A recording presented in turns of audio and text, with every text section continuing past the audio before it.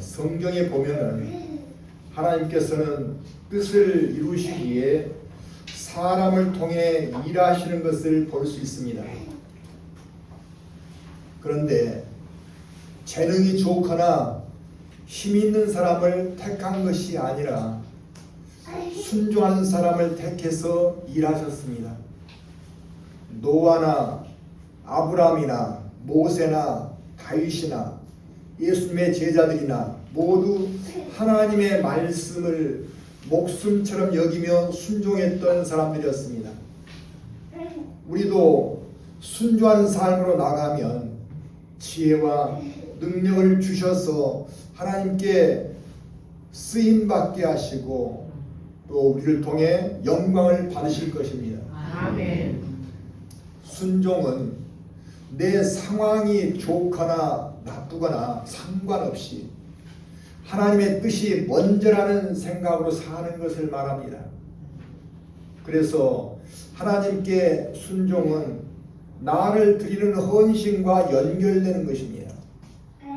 C.S. 루이스 신학자도 우리가 순종하지 않으면 구원의 열매를 맺을 수 없다고 말했습니다. 우리의 삶은 하나님께서 이끄시는 대로 순종하며 살아가는 것이 정답이 되는 것입니다. 그래서 어떤 교회든지 말씀에 순종하라고 설교를 하고 있습니다. 그런데 우리는 영적인 삶도 있고 육적인 삶도 있기에 전적으로 하나님 말씀에 순종하는 것이 쉽지 않다고 말합니다. 믿음 생활만 전념하다 보면은 육적인 삶은 어떻게 사냐고 반문하기도 합니다. 그러나 영과 육이 따로 논다면 진실한 순종이라고 볼 수 없습니다. 그 사람은 교회는 다니지만 믿음에는 무관심한 사람인 것입니다. 그렇다면 어떻게 해야 영과 육이 모두 하나님 뜻 안에 있는 삶을 살 수 있을까요? 정말 중요한 문제입니다. 오늘 그 삶으로 나갈 수 있도록 말씀을 주시고 있습니다. 어떤 말씀을 주시는지 깨닫고 은혜를 받으시기를 축원합니다. 아멘. 우리가 순종하는 삶으로 나가기 위해서는 첫째, 하나님께서는 믿는 자를 정결하게 만들어 주신다는 것을 알아야 합니다. 우리 7절을 다시 한번 보겠습니다. 7절, 우리는 그리스도 안에서 그의 은혜의 풍성함을 따라 그의 피로 말미암아 속량 곧 죄사함을 받았느니라 이렇게 말씀하십니다. 그래서 속량은 단순한 용서가 아니라 값을 지불하고 죄를 없애 주신 것을 말합니다. 누구든지 죄값은 반드시 치러야 하는 것입니다. 이것이 하나님의 공의이십니다. 그런데 우리는 죄값을 치를 수 없는 나약한 존재에 불과하다는 사실이에요. 그래서 하나님께서 오셔서 영과 육이 저지른 우리의 모든 죄에 대해 값을 대신 치루어 주셨던 것입니다. 이것이 십자가의 죽으심이었습니다. 예수님은 하나님의 독생자로 가지 않습니까? 독생자는 하나님께 하나밖에 없는 아들이라는 뜻입니다. 하나님께서는 그 사랑하신 자녀를 우리의 죄값을 대신 치르는 자리에 온전히 내어주셨습니다. 이로 인해 예수님께서는 구약에서 말하는 제사 때 썼던 양처럼 희생의 제물이 되어주셨습니다. 유대인들은 제물이 되는 가축은 가장 흠이 없는 깨끗한 것으로 택했습니다. 그러나 가축들이 보기에는 흠이 없다 해도 조금씩은 있기 마련이죠. 그런데 하나님께서는 우리를 위해 죄나 허물이 전혀 없으신 예수님을 제물로 쓰셨던 것입니다. 우리를 완전하게 정결하게 만드시기 위함이셨습니다. 또한 오늘 본문에서 구원의 은혜가 풍성하셨다고 말씀하십니다. 이는 우리의 죄가 어떤 것이든 용서받을 수 있도록 충분하게 예수님께서 죄값을 치러주셨다는 뜻입니다. 예수님께서는 하나님의 뜻을 이루어드리기 위해 옷벗김을 당하셨고 침뱉음을 당하셨고 채찍에 맞는 수치도 모두 참아내 주셨습니다. 또 고통스러운 십자가 형벌을 말없이 당해 주셨습니다. 그렇게 죽어 주심으로 우리의 과거, 현재, 미래의 죄까지 모두 가지고 가셨던 것입니다. 우리는 십자가를 바라보면서 이것을 깨달아야 합니다. 우리는 하나님께서 그리스도의 핏값으로 산 자라는 사실입니다. 무슨 말인가 하면 하나님께서는 우리를 그리스도의 목숨보다 더 귀하게 여기신다는 뜻입니다. 하나님께서는 우리를 절대로 포기하실 수 없음을 의미합니다. 그래서 하나님께서는 우리를 구원의 길로 계속 이끌어 주시고 계시는 것입니다. 우리가 하나님을 붙잡는 것처럼 생각하지만 사실은 하나님께서 우리를 붙잡고 계신 것입니다. 우리가 계속 하나님께서 원하시지 않는 길을 갔을 때는 우리의 삶의 어려움을 허용하십니다. 그래야 회개하면서 다시 하나님 안으로 들어올 수 있기 때문이죠. 하나님의 인도하심을 모르면 우리는 죄성으로 사는 싸구려 인생이 될 수밖에 없습니다. 우리 모두는 그리스도를 믿기 전에는 죄가 가득한 사람들이었습니다. 그런 우리가 그리스도의 보혈의 은혜를 믿고서 정결한 사람으로 만들어서 구원시켜 주셨던 것입니다. 이것이 우리를 한없이 사랑하시는 하나님의 뜻인 것입니다. 하나님의 뜻을 깨닫고 감사로 사시기를 축원합니다. 두 번째, 순종으로 나가도록 하기 위해서는 하나님의 은혜와 사랑을 깨닫게 하십니다. 우리 8절과 9절 다시 읽어보겠습니다. 8절과 9절. 이는 그가 모든 지혜와 총명을 우리에게 넘치게 하사 그 뜻의 비밀을 우리에게 알리신 것이요 그의 기뻐하심을 따라 그리스도 안에서 때가 찬 경륜을 위하여 예정하신 것이니 이렇게 말씀하십니다. 우리의 구원은 자격을 따지지 아니하시고 전적으로 하나님의 사랑과 그리스도의 십자가 은혜만으로 이루신 것입니다. 그러나 이 복음은 우리의 지식이나 지혜로는 알 수 없습니다. 세상의 논리나 지식을 초월해서 하나님만이 하실 수 있는 일이기 때문입니다. 그래서 하나님의 비밀이라고 말씀하신 이유입니다. 그런데 이것을 우리가 어떻게 깨달을 수 있을까요? 오늘 말씀에서는 그 뜻의 비밀을 그리스도를 믿는 우리에게 알리셨다고 말씀하십니다. 비밀을 알리셨다는 말씀은 계시해 주셨다는 뜻입니다. 보여주셨다는 거예요. 하나님의 마음을 숨김없이 모두 펼쳐 보이셨다는 것입니다. 어디에다가 펼쳐 놓으셨을까? 바로 성경 말씀인 것입니다.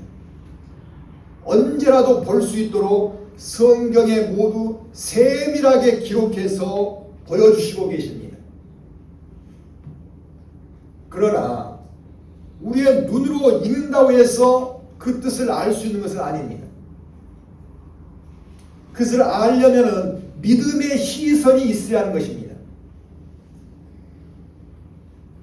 그래야 하나님께서 우리 안에 모든 지혜와 총명을 넘치게 주신다고 말씀하십니다.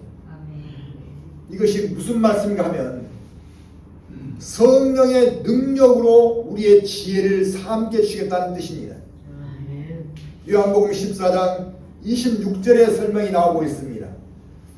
보혜사 곧 아버지께서 내 이름으로 보내실 성령 그가 너희에게 모든 것을 가르치고 내가 너희에게 말한 모든 것을 생각나게 하리라 이렇게 말씀하셨습니다. 우리가 그리스도를 믿고 죄사함을 받게 되면 하나님께서는 우리 안에 하나님의 자녀라는 증거로서 성령을 보내주십니다. 그래서 어디서든 기도할 수 있고 언제든지 예수님을 주님으로 또 하나님을 아버지로 부를 수 있는 것입니다. 이것이 구원받은 사람의 증표인 것입니다. 우리가 이 복잡한 과정을 생각하지 않더라도 우리가 믿음 안에 있게 되면 말씀들이 믿어지면서 그 은혜 안으로 들어갈 수 있도록 점점 깨달아지는 것을 믿으시기 바랍니다. 아멘. 성령께서 가르쳐 주시고 깨닫게 해주시기 때문입니다. 사도 바울이 에베소서를 기록했지 않습니까? 그래서 자신이 실제로 겪은 경험을 토대로 이 말씀을 하고 있는 것입니다. 자신도 성경의 말씀을 깨닫기에는 너무도 부족한 사람이었다고 고백합니다. 에베소서 3장 8절에 보면은 모든 성도 중에서 지극히 작은 자보다 더 작은 나라고 고백합니다. 그러나 믿음 안에서 성령의 가르침을 받았고 담대함과 확신을 가지고 하나님 앞에 나아간다고 말합니다. 그래서 복음을 전한 자로 쓰임을 받았던 것입니다. 우리도 성령의 도움을 받고 하나님의 비밀을 깨닫는 성도가 되시기를 축원합니다. 아멘. 깨달으면 깨달을수록 그 은혜 안에 들어가게 되고 하나님을 사랑하게 되고 주님께 감사하게 되고 믿음 안에서 평안을 얻게 되고 천국의 소망을 가지게 될 줄로 믿습니다. 아멘. 그리고 본문 9절 하반부에 보시면 그의 기뻐하심을 따라 그리스도 안에서 때가 찬 경륜을 위하여 예정하신 것이니 이렇게 말씀하시고 있습니다. 경륜은 하나님의 계획을 말씀하십니다. 이 말씀은 하나님께서 때가 되면 그리스도를 통해 우리를 구원해 주실 계획을 미리 마련해 놓으셨다는 뜻입니다. 다시 말하면 우리를 구원하시려는 하나님의 계획은 태초부터 완벽하게 세워놓으셨다는 의미를 담고 있습니다. 하나님께서는 인간을 창조하실 때부터 연약성을 아시기에 구원을 위해 만반의 대책을 세워놓으셨던 것입니다. 하나님의 계획은 절대로 철회될 수도 없고 누구에 의해 방해받을 수도 없으며 하나님께서 이루어 나가신 일인 것입니다. 그래서 어떤 일보다 확실하게 이루게 될 줄로 믿습니다. 이처럼 하나님의 풍성한 사랑과 은혜를 깨닫는 깊이가 깊을수록 우리는 기쁘게 순종한 사람이 되어지고 감사하는 마음이 일어날 수밖에 없습니다. 그런데요, 문제는 우리의 믿음인 것입니다. 어떻게 해야 믿음을 붙잡을 수 있을까요? 히브리서 6장 11절 하반부에서는 하나님은 자기를 찾는 자들에게 상 주신 이심을 믿어야 할지니라고 말씀하십니다. 그렇다면 그 상은 어떤 것을 말씀하실까요? 창세기 15장 1절에서는 하나님께서 아브라함을 향해 나는 너의 지극히 큰 상급이니라 이렇게 말씀하시거나 있습니다. 하나님을 찾는 자에게 하나님은 자신의 존재를 알려주시는 것이 상급이라는 거예요. 그래서 믿음은 하나님께서 내려주시는 선물인 것입니다.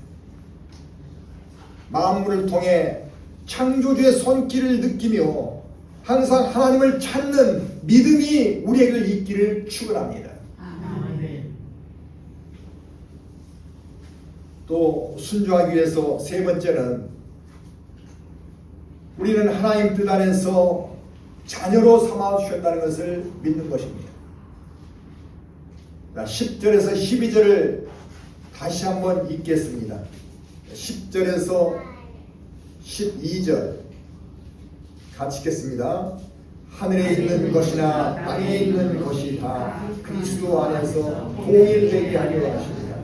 모든 일을 그의 뜻의 결정대로 일하시기에 계획을 따라 우리가 예정을 그 안에서 기업이 되었으니 이는 우리가 그리스도 안에서 전부터 하나 영광의 찬송이 되게 하려 하십니다. 그리스도 안에서 통일되게 하려고 하신다는 말씀은 그리스도를 통해 일하시는 하나님의 뜻 안에 있어야 한다는 뜻입니다. 모든 것이 하나님의 뜻 안에 있어야 한다는 것이죠. 우주 가운데 어떤 것이라도 하나님의 뜻에 벗어나면 그것은 존재 이유가 사라지는 것입니다.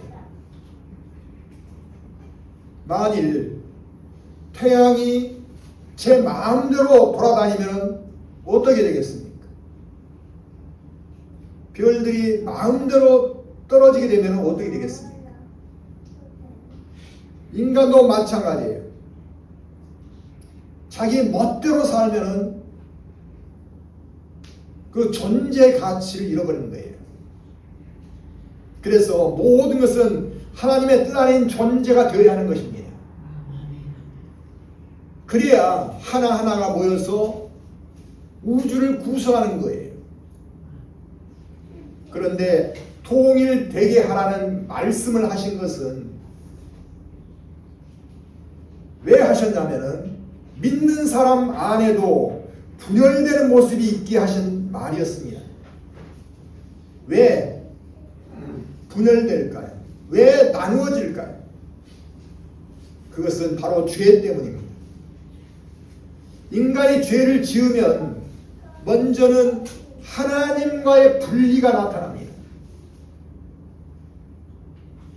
처음 인간인 아담은 하나님과 친밀한 존재였고 사랑하는 사이였습니다.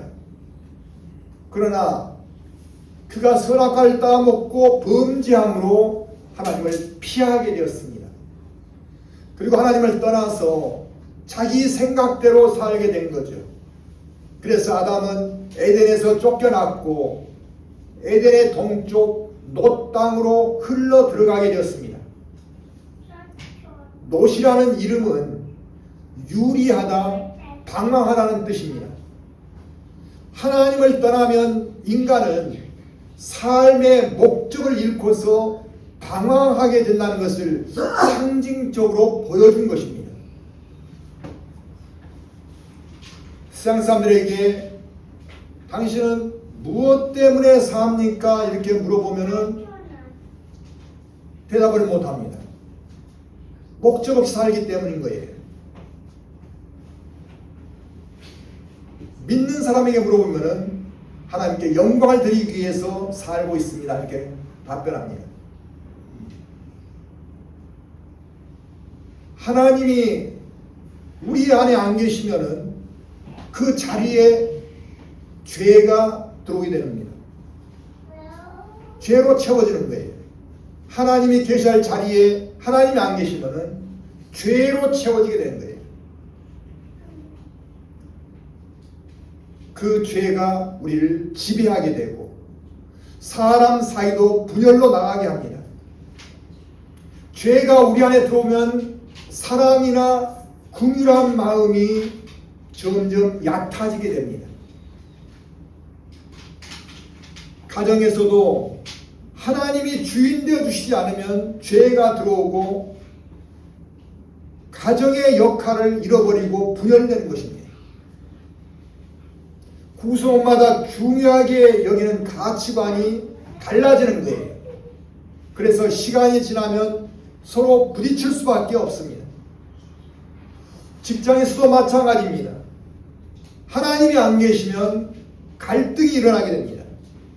현 시대는 직장마다 갈등을 겪지 않은 곳이 별로 없을 거예요. 갈등의 원인이 무엇인가 깊이 들어가 보면 바로 죄 때문이라는 것을 알 수 있습니다. 자기만 아는 이기심, 자기 자랑, 남을 속여드는 일이 원인이 되는 거예요. 예수님 안에서는 하나님께 영광을 드리려는 마음으로 통일될 수 있지만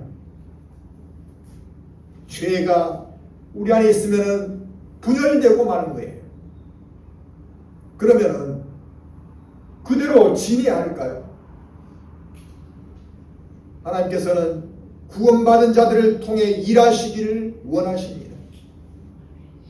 그것이 무엇인가 하면 우리에게 화목의 직분자로 세워 놓으셨다는 거예요. 고린도후서 5장 18절에서는 하나님께서 그리스도인들에게 화목하게 하는 직분을 주셨다고 말씀하십니다. 구원을 입었다고 해서 우리를 바로 천국으로 데려가신 것이 아닙니다. 구원받은 자들을 이 땅에 두고 계신 이유는 하나님 일에 참여시키기 위함인 것입니다. 하나님과 화목을 일으키게 하고 사람 사이에 화목을 만들어가는 것입니다. 그래서 그 일로 하나님께 영광을 드리게 하십니다. 가정이 분열되고 있다면 야단친다고 될 일이 아닙니다. 우리가 주님 앞에 엎드려서 가정을 정결하게 만들어서 사탄 마귀들이 틈타지 못하게 해주시라고 기도해야 합니다. 아멘. 그래야 화목한 가정으로 지켜낼 수 있는 것입니다. 아멘. 직장도 마찬가지입니다. 직장에 갈등이 일어나면 우리가 심판자가 되지 말고 하나님 앞에 잘못들을 고해하는 것입니다. 그리고 하나님 앞에 바로 설 수 있는 정직이 있게 해달라고 기도해야 합니다. 그리스도인의 삶은 사람보다 먼저 하나님께 인정받는 삶이 되어야 합니다. 그러나 구원받은 우리 역시 갈등과 분열에 휘말릴 때가 있습니다. 하나님 앞에서 누구도 완전할 수 없기 때문입니다. 그래서 믿는 우리도 주님 앞에서 허물과 잘못들을 항상 회개해야 합니다. 죄는 그대로 두면 더 커지게 되고 문제를 만들어가는 것입니다. 주님께서는 마태복음 11장 28절에서 말씀하십니다. 수고하고 무거운 짐진 자들아 다 내게로 오라. 내가 너희를 쉬게 하리라. 짐 중에서 가장 무거운 짐은 죄의 짐인 것입니다. 죄의 짐은 오래 가고 두려움을 일으키고 수치를 일으키고 사람들과의 관계를 끊어지게 합니다. 결국 인생을 망가지게 하는 것입니다. 그래서 주님 앞에 회개를 통해 우리는 죄사함을 받을 수 있어야 합니다. 이것은 아무에게나 주신 것이 아니라 하나님 자녀에게 주신 특권인 것입니다. 이 특권을 자주 누리시기 바랍니다. 아멘. 하나님께서는 그 사람을 야단치신 것이 아니라 기뻐하십니다. 그렇다면 왜 이런 특권을 주셨을까요? 우리 11절 같이 보겠습니다. 모든 일을 그의 뜻의 결정대로 일하시기에 계획을 따라 우리가 애정을 입어 그 안에서 기업이 되었습니다. 여기서 기업은 토지를 분배할 때 그 소유라는 개념인 겁니다. 근데 여기서의 기업이 되었다는 것은 하나님의 소유를 말해요. 그래서 믿는 우리를 자녀로 삼아 주셨다는 말씀인 것입니다. 사랑으로 약속된 자녀인 거죠. 하나님께서는 우리에게 우주며 자연을 다 내어주셨습니다. 햇빛을 도움받고 내어주신 것이 아니잖아요. 물을 도움받고 주신 것이 아니잖아요. 산소도 공짜로 주셨습니다. 이것은 선하건 악하건 모두에게 주신 거예요. 이것을 일반 은총이라고 합니다. 믿든 믿지 않든 모두가 누릴 수 있게 하셨습니다. 그러나 믿는 사람에게 내어주시는 특별한 은총이 있습니다. 믿는 사람에게만 주시는 거예요. 하나님의 자녀로 삼은 자에게만 허락하신 거예요. 그것이 바로 천국의 삶인 것입니다.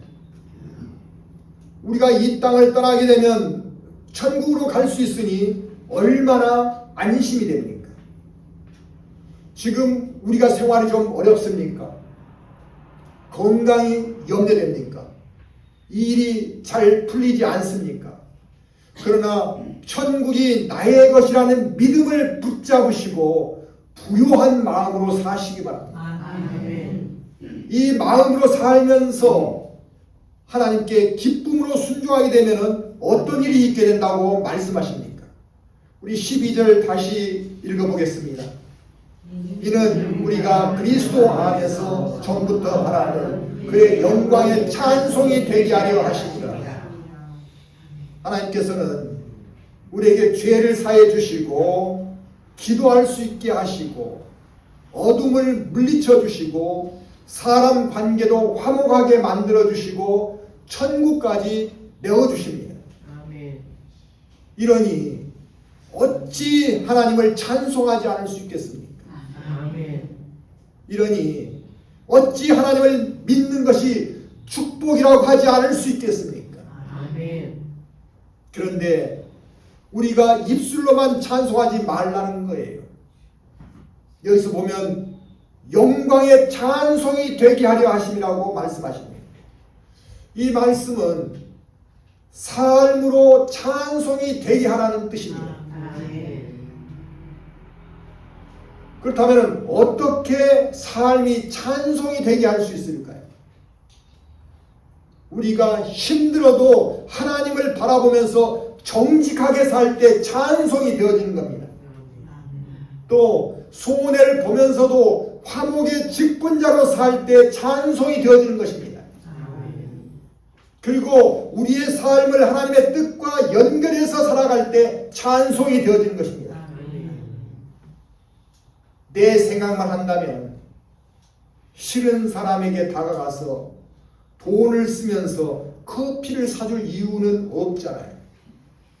그러나 하나님이 나의 아버지이기 때문에 천국을 우리에게 주셨기 때문에 우리를 화목의 직분자로 세워주셨기 때문에 우리는 할 수 있어야 합니다. 아멘. 그리고 하나님께서 우리를 긍휼하게 대해주신 것처럼 우리도 사람의 영혼을 불쌍히 여길 줄 알아야 합니다. 아멘. 그러한 삶으로 나가면 하나님께서는 우리를 향해서 자녀들아 너희를 볼 때마다 내가 너희를 얼마나 사랑하고 얼마나 귀하게 여기는 줄 아느냐.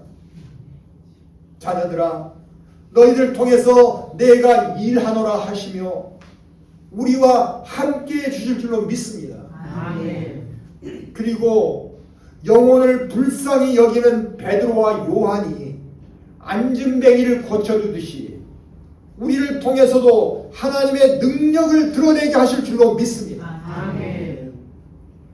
한 평범한 직장인이 있었습니다. 신앙은 있었지만 늘 자기 중심으로 살았습니다. 그리고 입에서는 불평과 불만이 떠나지 않았습니다. 그러다 어느 날 자신의 모습을 알게 되었습니다. 동료들이 자신이 나타나면 입을 닫는 것입니다. 자신과 함께 일하는 것을 싫어하는 거예요. 회식 자리에서도 자기 곁을 피하는 눈치였습니다. 인사고과에서 나쁜 점수를 받았고 승진해서 홀로 누락되었습니다. 마음이 아프고 창피했지만 그렇다고 직장을 그만둘 수도 없었습니다. 그는 교회에 나가서 하나님께 하소연을 했습니다. 하나님, 마음이 너무 아픕니다. 어떻게 합니까? 한참 기도하던 중에 하나님의 세미한 음성이 마음 안으로 들어왔다고 합니다. 사람들이 너를 버려도 나는 너를 버리지 않는단다. 너를 끝까지 붙들어 주겠다 하는 말씀이었습니다. 하나님의 말씀을 듣고는 울음이 터지게 되었습니다. 자신의 행위를 모두 회개하면서 이제는 하나님께서 기뻐하신 삶을 살겠습니다 하고 결단했습니다. 그 이후 그의 삶은 바뀌었습니다. 직장에서도 가정에서도 하나님을 바라보며 일상을 감사로 이어나갔던 것입니다. 그러자 그를 대하는 사람들의 태도가 달라지기 시작했습니다. 그리고 1년 뒤 승진을 했습니다. 그가 교회 간증 시간에 말했습니다. 내가 잘돼서 기쁜 것이 아니라 하나님이 드러나서 기쁩니다. 사랑하는 성도 여러분, 우리는 주님의 핏값으로 산 존재입니다. 하나님의 계획 안에 있는 존재입니다. 하나님의 영광을 위한 존재입니다. 이 사실이 믿어지면 인생이 바뀌게 됩니다. 두려움이 사라지고 목적이 분명해지고 삶이 흔들리지 않고 감사하게 됩니다. 그 삶으로 하나님의 뜻을 따르는 복된 삶이 되시기를 축원합니다. 기도하겠습니다. 사랑의 하나님 아버지, 우리를 죄 가운데 그냥 두지 않으시고 예수 그리스도를 통해 베푸신 구원의 은혜를 깊이 깨닫게 하시니 감사합니다. 우리는 우연히 존재하는 인생이 아니라 하나님의 계획 속에 있는 인생이며 핏값으로 산 소중한 존재임을 믿습니다. 이 은혜를 머리가 아니라 가슴으로 깨닫게 해 주시옵소서. 나를 위해 살던 삶에서 이제는 하나님을 위해 살게 해주시고 내 영광을 구하던 자리에서 하나님의 영광을 구하는 인생이 되게 하여 주시옵소서. 내 삶이 하나님의 찬송이 되게 하시고 내 존재가 하나님의 영광을 드러내는 통로가 되게 하여 주시옵소서. 하나님 붙들어 주시옵소서. 끝까지 붙들어 주시옵소서. 우리를 포기하지 않으시는 하나님께 우리의 인생을 맡깁니다. 감사드리오며 우리 주 예수 그리스도 이름으로 기도합니다. 아멘.